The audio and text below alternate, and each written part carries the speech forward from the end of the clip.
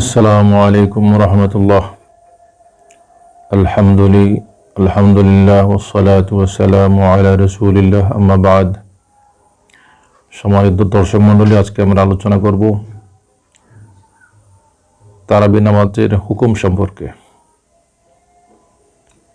সম্মানিত ভিউয়ার্স, ইসলামী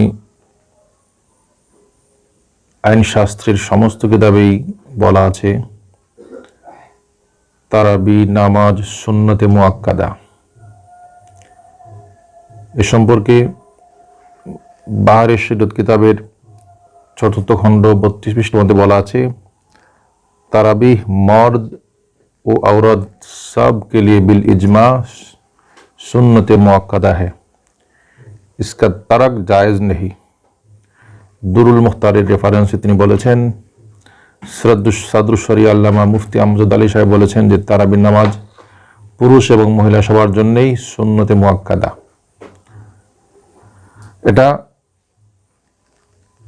বর্জন করা জায়েজ নেই বা গুনাহের কাজ হবে। ঠিক সেভাবে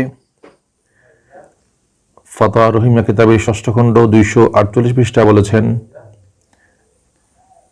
যে ২০ रकात तरावी बाजमात इस सुन्नत मुअक्कदा है, इस पर सहाबा का इजमा है और इजमा हुज्जत शरिया है। অর্থাৎ তিনি বলছেন, সাবালক মুসলিম নর নারীর জন্যই রমজান মাসে তারাবির নামাজ ২০ রাকাত পড়া সুন্নতে মুআক্কাদা। এই বিষয়ে সমস্ত সাহাবায়ে কেরামের ইজমা সংগঠিত হয়েছে।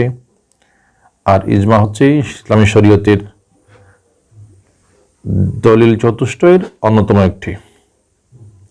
তো আমরা জানতে পারলাম রমজান মাসের রোজা তো অবশ্যই ফরজ, আমরা জানি, যেহেতু আল্লাহ তাআলা পবিত্র কোরআনে ইরশাদ করেছেন, ফামান শাহিদা মিনকুমুশ শাহরা ফালইয়াসুমহু, যে মানুষ তার জীবনে রমজান মাসকে পাবে সেজন্য রমজান মাসের পরিপূর্ণ রোজা পালন করে, অর্থাৎ পরিপূর্ণ মাস যেন রোজা পালন করে।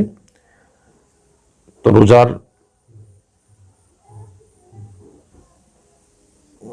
রোজার মাসের একটি গুরুত্বপূর্ণ ইবাদত হচ্ছে রাতের, যেটা হচ্ছে তারাবির নামাজ, যাকে কিয়ামুল লাইল বলা হয়।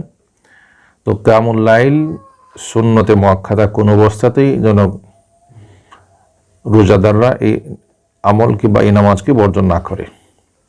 তো সম্মানিত ভিউয়ার্স, আমরা জানতে পারলাম তারাবির নামাজ একটি গুরুত্বপূর্ণ ইবাদত। ইসলামী শরীয়তের পরিভাষা যাকে সুন্নতে মুআক্কাদা হিসাবে প্রমাণিত হয়েছে, কোন অবস্থাতেই অলসতাবশতও এটাকে বর্জন করা যাবে না।